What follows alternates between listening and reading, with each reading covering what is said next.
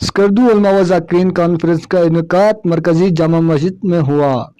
साबिक वफाकी हुकूमत ने अपने दौर के आखिरी सेशन में तौहीन साहबा व अहले बैत बिल पास किया था, ताहम अहले तशी उलमा व ज़ाकिरीन की तरफ से इसे फ़िरक़ावाराना बिल करार देकर मुल्क भर में एहतजाज शुरू किए और इसी सिलसिले में 16 अगस्त को स्कर्दू जामा मस्जिद में एक कॉन्फ्रेंस बुलाई गई जिसका उन्वान उलमा व ज़ाकिरीन कॉन्फ्रेंस रखा गया।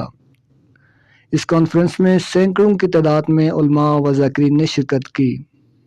उलमा किराम का कहना था, मरकजी रहनुमाओं के हुक्म के मुंतज़िर हैं, वो जो भी हुक्म देंगे हम हर सूरत इस पर अमल करेंगे। उस बिल की हम मजम्मत करते हैं और साथ साथ हम पहले ही हम सदर ममलकत से ये भी अपील करते हैं, सदर ममलकत इस मुल्क को बचाना है तो इस बिल को जो बिल है उसको बिल को क्या रद्दी के टोकरी में फेंका जाए। पाकिस्तान को टुकड़ा करने की एक बाकायदा अज़म है, एक साजिश के तहत पाकिस्तान को तकसीम करने की एक साजिश कर रहा है, लेकिन हम आज तक शिय्यत ने मकतब अहले बैत ने जो भी खून किए, बम ब्लास्टों में अपने जाने दी, गोलियों से जाने दी, जेलों में गए, लेकिन अब तक हम जो सब्र कर रहा है कि पाकिस्तान के खातिर हम सब्र कर रहा है।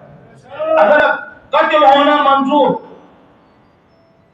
बम ब्लास्ट करके हमें शहीद करना हमें मंजूर, लेकिन कभी भी आज तक हमने कभी पाकिस्तान के ऊपर आन जाने नहीं दिया, क्योंकि इसलिए इस पाकिस्तान को बनाने वालों में हम हैं।